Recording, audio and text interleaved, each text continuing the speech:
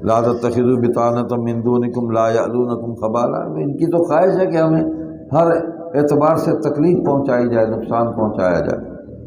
اللہ اکبر۔ تو آج ہم دیکھ رہے ہیں نا کہ ہمارا اسٹیٹ بینک جو ہے وہ اس وقت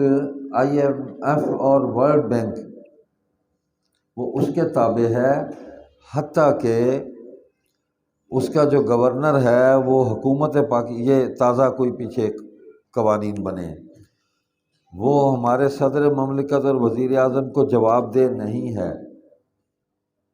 وہ آئی ایم ایف کو جواب دے سکتا ہے، وہ ان سے پوچھ سکتے ہیں کہ یہ کیا حساب کتاب ہے، کتنا مال ہے تمہارے پاس، کہاں خرچ کیا، کیا ہے، وہ پوچھ سکتے ہیں، اور وہ ان کو بتانے کا پابند ہے، ہمیں بتانے سے آزاد ہو گیا وہ۔ تو ریاست کا جو سب سے بڑا ہمارا مالیاتی ادارہ ہے بینک، اسٹیٹ بینک، وہ ہمارے ہاتھ سے نکل گیا۔ اچھا، ان کو پتہ ہے، عالم کفر کو پتہ ہے کہ پاکستان کے پاس ہے کیا، یہاں ہماری چیزوں کے نرخ وہ متعین کر رہے ہیں کہ پیٹرول اتنے کا بیچو، پھر پیسے دیتے ہیں تمہیں، قرضہ دیتے ہیں تمہیں۔ کمال نہیں ہے کہ ہم قرضوں کے لیے کس قدر، یعنی انہوں نے ہمیں جکڑ دیا کہ جو قرضے واپس کرنے ہیں وہ تو کیا واپس ہوں گے، ان قرضوں پر جو سود ہے وہ بھی پورا واپس نہیں ہو رہا۔ آئندہ آنے والی 3 نسلیں جو ابھی پیدا نہیں ہوئی نا وہ بھی مقروض ہیں، جو پیدا ہوگا مقروض پیدا ہوگا۔ یہاں پہنچایا جب ہم نے راز دیے، ہمارے دفاعی راز بھی لے گئے، ہمارے معاشی اور اقتصادی راز بھی لے گئے۔ اگر کوئی راز بچا ہوا ہے تو یہ قرآن پڑھنے پڑھانے والے جو ہیں نا یہ ان کے قابو نہیں آئے، یہ سمجھ میں نہیں آیا ان کو۔ آج سے کوئی 10 سال پہلے کی بات ہے، 10 سے بھی 15 سال پہلے کی بات، امریکہ کا ادارہ ہے پینٹاگون، آگے انہوں نے ایک تھنک ٹینک بنایا ہوا ہے، تو رینڈ کارپوریشن، وہ دنیا کے مختلف ملکوں کی وہ حاضری لگاتے ہیں، کس کے پاس کیا ہے، کون کیا کر رہا ہے، کس کو کیسے گرانا ہے، کس کو کیسے اٹھانا ہے۔ تو یہ ان کا ایک تھنک ٹینک ہے، اور اس کی جو سربراہ ہے اب پتہ نہیں کون ہے، میں نے تو اس وقت 15 سال کی رپورٹیں میں مسلسل پڑھتا رہا۔ یہ جو افغانستان میں زلمے خلیل زاد ہے، یہاں کا باشندہ تھا اور اب امریکہ کا نمائندہ بن کر یہاں آتا ہے وہ ڈائلاگ کرنے کے لیے، کمال نہیں ہے؟ یعنی ہمارے ملک کا آدمی وہ ان کے کیمپ میں کھڑا ہے اور ملک کے مسائل حل کرنے کے لیے ان کی نمائندگی کرتے ہوئے ان کے وفد کے ساتھ یہاں آ کے، یہ ہمارے مومنین جو ہیں، مومن بھائی ہمارے افغانستان کے، یہی ہیں مومن بھائی، ہاں، یہ پکی طرح اس بات کو یاد کر لو، اگر دنیا میں کوئی مومن بھائی ہیں تو وہ یہی ہیں۔ تو ان سے وہ ڈائلاگ کرنے آتا ہے۔ اس کی بیوی تھی، وہ اس ادارے کی سربراہ تھی، اس نے رپورٹ لکھی، میں اس کی رپورٹیں مسلسل پڑھتا رہا۔ اس نے کہا کہ ہم جہادیوں کی تنظیموں سے بھی نمٹ سکتے ہیں، ہم سیاستدانوں سے بھی نمٹ سکتے ہیں، ہم حکمرانوں سے بھی نمٹ سکتے ہیں، ہم مختلف چیزیں کھڑی کر دیں گے، فرقہ وارانہ مسائل کھڑے کر دیں گے، جہادیوں کو آپس میں لڑا دیں گے، یہ کر دیں گے، وہ کر دیں گے، سیاستدانوں میں اختلاف پیدا کر دیں گے، لیکن ایک مسئلہ ہے جو ہماری دسترس سے باہر ہے، اس پر سوچا جائے۔ آپ ذرا اس کے یعنی تحقیق اور اس کے مطالعے کی انتہا دیکھیں، دشمن ہے، دشمن کی جو خوبی ہو اس کو سامنے رکھنا چاہیے، تبھی آپ مقابلہ کر سکیں گے۔ تو اس نے لکھا کہ یہ جو مولوی یہاں کا بیٹھا ہوا ہے نا، جو چٹائی پر بیٹھ کر بچوں کو قرآن پڑھاتا ہے، پھر سمجھاتا ہے ان کو، بھلے بچے اس کے پاس 1 گھنٹے کے لیے آئیں، اسکول جانے والے بچے، یہ ان کے دل و دماغ پر یہ قرآن کی آیتیں ایسے ہی بس مطلب چسپاں نہیں کرتا، اس نے کہا جی وہ کھرچتا ہے، گروٹنگ کرتا ہے، نقش کرتا ہے، ایسا کھرچ کھرچ کے لکھ دیتا ہے کہ یہ 80-90 سال کا بھی ہو جائے نا وہ نہیں مٹتی، اس کا کو توڑ کریں، یہ ہمیں سمجھ نہیں آ رہی۔ اس نے تسلیم کیا اور اس نے مثال دی ہے کہ آپ حیران ہوں گے، میں تو اکثر سفر میں دیکھتا رہتا ہوں۔ اس نے کہا کہ میں گزر رہی تھی، شیرل بینارڈ اس کا نام ہے، یہودن ہے، آسٹریلیا کی یہودن ہے، کہ سڑک کے کنارے ایک ایسے کچی سی مسجد تھی، کوئی چھت بھی نہیں تھی اس کی، ایسی چھوٹی سی 4 دیواری، اس میں ایک مولوی بیٹھا ہوا تھا، چادر باندھی ہوئی تھی، کرتا لیا ہوا تھا، سر پہ اس نے کوئی ٹوپی تھی، کوئی رومال تھا، اور وہ کھڑا ہو کے بچوں کو قرآن کی آیتیں پڑھا رہا تھا۔ مسجد کے باہر بھی بچے کافی سارے، وہ اسکول جانے سے پہلے اس کے پاس آئے ہوئے تھے۔ اس نے کہا کہ جی یہ جو 1 گھنٹہ اس نے فجر کی نماز کے بعد اسکول جانے سے پہلے ان پر لگایا ہے نا، اس گھنٹے کا کوئی توڑ نہیں ہے ہمارے پاس، اتنی گہرائی تک گئی ہے وہ، لیکن ہم نہیں جا رہے ان کی گہرائی تک۔ ہمیں جانا چاہیے کہ وہ کتنا ہمیں سمجھ رہے ہیں اور ہم نے کیسے ان کا راستہ روکنا ہے۔ وہ الگ بات ہے، کتاب اللہ کی حفاظت اللہ نے کرنی ہے، اللہ نے ذمہ لے لیا، انا نحن نزلنا الذکر وانا لہ لحافظون، یہ ہمارے ذمہ نہیں ہے، ہمارے ذمہ تو اس کو پڑھنا ہے، اس کو سنانا ہے، اس کو سمجھنا ہے، اس کو سمجھانا ہے، اس پر عمل کرنا ہے، بس ہمارے ذمہ اتنا ہی ہے۔ تو پھر یہ نئی تہذیب لائے، پھر یہ کمپیوٹر لائے، 20-25 سال ہی ہوئے ہیں پاکستان میں کمپیوٹر کو آئے ہوئے، ہمارے دیکھتے ہی آیا، پھر مدارس کے اندر ان کو ٹھونسا، پھر لیپ ٹاپ لائے، پھر مدرسے کے طلباء اور طالبات میں ان کو تقسیم کیا گیا، اس کے نتائج بھی انہوں نے وہ بھی مرتب کیے کہ ہمیں اس سے کیا فائدہ ہوا۔ یہ ہے تہذیب۔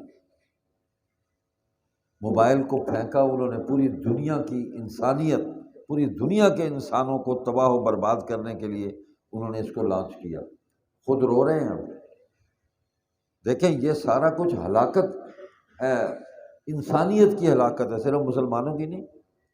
انسانیت کی تباہی اور بربادی ہے۔ اب خود چیخ رہے ہیں، چلا رہے ہیں، اس پر پابندیاں لگا رہے ہیں کہ اس ایج کے بچے جو ہیں ان کے ہاتھ میں یہ نہ دیں، جو اس ایج پہ آ جائے اس کو دے دیں۔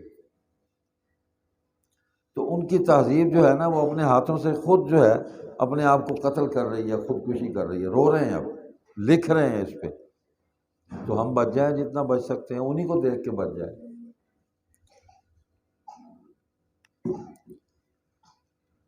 وہ جنہوں نے ان وسائل پر انحصار نہیں کیا وہ کامیاب ہو گئے۔ وَأَنْتُمُ الْأَعْلَوْنَ إِن كُنتُم مُؤْمِنِينَ، وہ صحابہ تھے، اور جس زمانے میں جو ان کے نقش قدم پہ چلے گا وہ کامیاب ہو جائے گا۔ یہ ہمارے مومن بھائی چلے، دیکھ لیں پوری دنیا کی ٹیکنالوجی اکٹھی ہو کے آئی ہے، پوری دنیا کی ٹیکنالوجی، ایسا پٹھو گرم کیا ہے، ایسا پٹھو گرم کیا مولوی نے کہ یہ ان کی آئندہ آنے والی نسلیں بھی یاد کریں گی کہ ہمیں کو مولوی ملا تھا، اور دین کی دعوت بھی ساتھ دی۔ یہ نہیں ہے کہ مطلب لڑنا ہی کو کام ہے، لڑیں گے تو تب جب کوئی لڑے گا ہم سے، لیکن اس لڑائی کے دوران بھی جو ان کے قابو آئے ان کو دین کی دعوت دی۔ انہوں نے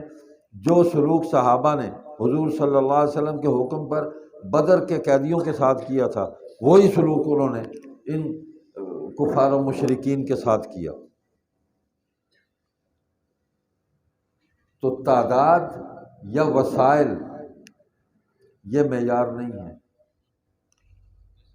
بالکل معیار نہیں ہے۔ آپ کا ایمان آپ کا عقیدہ، اس پر آپ کی استقامت، مداومت، یہ ہے معیار۔ پھر اللہ کی مدد آتی ہے، بالکل آتی ہے۔ تو اللہ تعالیٰ نے آگے ان کی کیفیات بھی بتائی ہیں۔ اللہ سے زیادہ ہمارا کون ہے جو مہربان ہو؟ یہی تو اللہ فرما رہے ہیں، ہاں انتم ہؤلاء تحبونہم ولا یحبونکم وتؤمنون بالکتاب کلہ، دیکھو تم تو ایسے ہو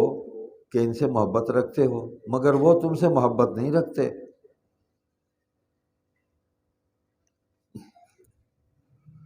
اور تم تو تمام آسمانی کتابوں پر ایمان رکھتے ہو، اور ان کا حال یہ ہے وَإِذَا لَقُوكُمْ قَالُوا آمَنَّا، وہ جب تم سے ملتے ہیں تو کہتے ہیں ہم قرآن پر ایمان لائے، مانتے ہیں جی اللہ کی کتاب ہے، ٹھیک ہے، یہ آسمانی کتاب ہے۔ وَإِذَا خَلَوْا عَضُّوا عَلَيْكُمُ الْأَنَامِلَ مِنَ الْغَيْظِ، اور جب تنہائی میں جاتے ہیں تو تمہارے خلاف غصے کے مارے اپنی انگلیاں چباتے ہیں۔ عَضُّوا عَلَيْكُمُ الْأَنَامِلَ مِنَ الْغَيْظِ، اللہ تعالیٰ نے ان کی اس کیفیت کو بھی بیان کیا۔ یہ اللہ ہی جانتے ہیں کہ وہ تنہائی میں کس طرح ہماری کامیابیوں پر، ہماری اس استقامت پر ان کو تکلیف ہے کہ ہمارے حربے ناکام ہو گئے، سازشیں ناکام ہو گئی، تو اپنی ناکامیوں پر بیٹھ کر وہ اپنی انگلیوں کو کاٹتے ہیں غصے میں بیٹھ کے۔ اللہ تعالیٰ نے یہ بھی بتایا۔ کوئی نہیں دیکھ رہا اس وقت سوائے اللہ کے، اللہ نے بتا دیا ہمیں کہ ان کو بڑی تکلیف ہے، تمہیں جو خوشی ہوئی، اور پہلے یہی فرمایا کہ ان کی خواہش یہ ہے کہ تم کو ہر تکلیف تم کو پہنچے، تمہیں کوئی خوشی نہ ملے۔ خوشی ملتی ہے تو یہ بیٹھ کے یوں انگلیاں کاٹتے ہیں بیٹھ کے، بس نہیں چلتا نا، بے بس آدمی یہ کام کرتا ہے۔ یہی کچھ ہو رہا ہے نا، امریکہ بیٹھ کے اب اپنی انگلیاں کاٹ رہا ہے، اس کے سارے جتنے بھی حالی موالی تھے وہ سارے بیٹھ کے اپنی انگلیوں کو کاٹ رہے ہیں کہ ہمارے ساتھ ہوا کیا ہے۔ اللہ اکبر۔ تو ہم تو اس وجہ سے اللہ پاک نے فرمایا کہ وہ تورات ہے، انجیل ہے، زبور ہے ان کے پاس، اس وجہ سے تم کہتے کہ ٹھیک ہے یہ بھی اہل کتاب ہیں، آسمانی کتابیں ان کے پاس ہیں، تمہارے دل میں کوئی نرم گوشہ پیدا ہو جاتا ہے، لیکن یاد رکھو ان کے دل میں تمہارے لیے کوئی نرم گوشہ نہیں ہے، کھلے دشمن ہیں تمہارے۔ یا ایھا الذین آمنوا لا تتخذوا الیہود والنصارى اولیاء بعضهم اولیاء بعض، آپس میں تو ایک دوسرے کے دوست ہیں، تمہارے دوست نہیں ہیں، مت ان کو دوست بناؤ۔ یہ ہمیشہ کے لیے ہے، قرآن کا حکم ہمیشہ کے لیے، ورنہ حضور صلی اللہ علیہ وسلم جزائر عرب سے ان کو نکالنے کا حکم نہ فرماتے۔ میں تو گیا ہوں وہاں مدینہ طیبہ میں، اللہ کی توفیق سے، یہ بقیع شریف سے آگے نکلیں تو باب الاعوالی ہے، محلہ ہے، تبلیغ کا مرکز بھی ہے وہاں ہمارے بھائیوں کا، بیچارے وہ بھی محنت کرتے رہتے۔ اس میں اکثر وہ لوگ ہیں جو فارسی مذہب سے تعلق رکھتے ہیں، فارس کے مذہب سے تعلق رکھتے ہیں، عجمی مذہب سے تعلق رکھتے ہیں، جو صحابہ دشمنی کے عقائد کو اختیار کیے ہوئے ہیں۔ باب الاوالی میں اکثر ان کی آبادی ہے، اور وہ مسجد نبوی شریف میں نماز پڑھنے آتے ہیں نا، تو نماز بھی اس رخ پہ وہاں بیٹھ کے پڑھتے ہیں کہ سامنے ادھر ان کے بقیع شریف کا وہ حصہ ہو جہاں سیدہ فاطمہ رضی اللہ تعالیٰ عنہ کی قبر مبارک ہے، اور سلام پڑھنے جاتے ہیں تو ابو بکر و عمر رضی اللہ عنہما کو سلام نہیں کرتے، ساری رات کرکٹ کھیلتے ہیں، فٹ بال کھیلتے ہیں محلے میں،